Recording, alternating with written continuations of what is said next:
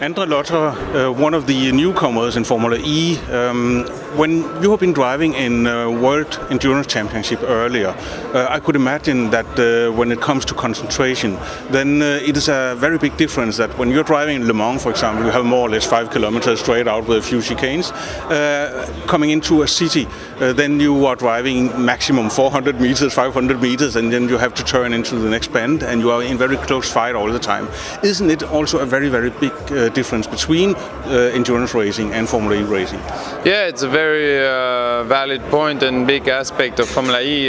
You never can rest. You're always with the eyes really wide open, because even though the speed is slower than at Le Mans, the track is so much narrower, and you're really busy behind the wheel, fighting other cars that we're all on this very similar level, and managing the energy, so avoiding the walls. It's very busy, and of course the concentration is always high, and also very high at Le Mans, but in a different way. You have a little bit more time to think, so to say, when you're driving Le Mans.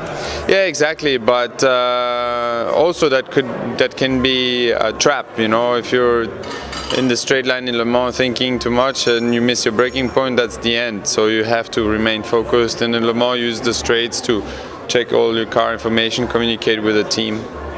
Which you also have to do in Formula E. You are actually responsible for delivering data to the team, so they can, for example, advise you about strategy and things like that. Exactly, you got it. There's no telemetry, so we inform the team every lap about the consumption, and then we adjust, and the team gives us information how to change the strategy, and but we are responsible to manage the energy consumption per lap ourselves. There's no automatic system, and throughout the race, so it's very difficult and intellectual race. Last year you had your first race in Formula E, and you went into a team which has a very experienced driver who was actually, he wasn't driving the very first race, but very close to the very first race in Formula E when they started this whole new series. He's very experienced, he won the championship. What are you going to do this year in order to beat him? Drive faster than him.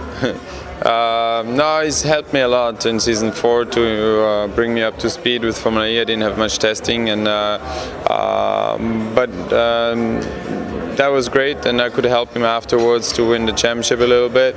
And now we start new with this new car, a new partnership with ES, and I have a lot more confidence to start the season with good performance. So let's see, you know, it would be. I'm not fixing myself on beating him. I want to win races globally, but hopefully we can both win races for the team and be at the top together.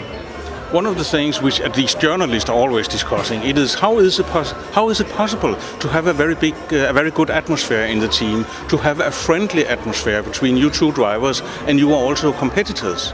Well, it takes two characters to get on like that. Obviously, I speak fluent French, so we have a good language base. Then I come from endurance racing, where you have to put your ego on the side and manage life with your teammates and share the car and experience good moments and work together all for the best of the team.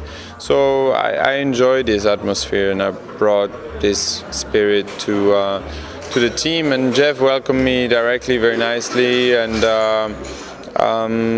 we had great fun together, so it was very natural to be friends. And he's at a different stage of his career. Obviously he's had a great season, and for me it's not the end of the world if he beats me. If I beat him, great, but if he beats me, I'm not gonna declare war with him. You know, I see the bigger picture, to win globally, and I'm not fixing myself on him.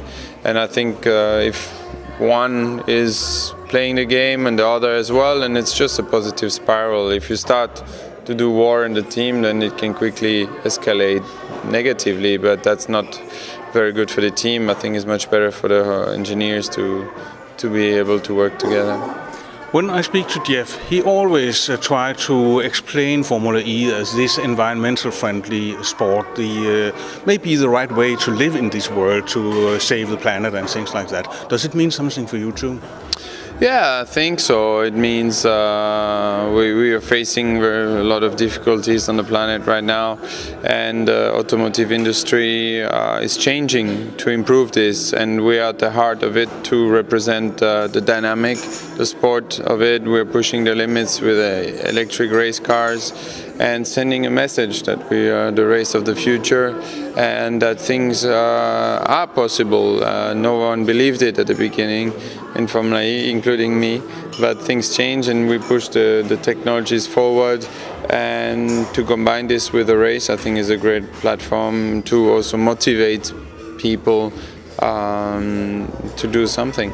And you can live without the noise of a roaring old-fashioned engine.